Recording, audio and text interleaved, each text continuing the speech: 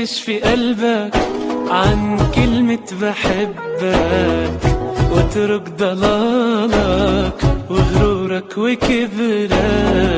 فتش في قلبك عن كلمة بحبك، واترك ضلالك وغرورك وكبرك. والابتسامة أجمل وسامة، أجمل وسامة، رحمة وفضيلة بيوم القيامة. خلينا نعيش الحب ونرسم كلمة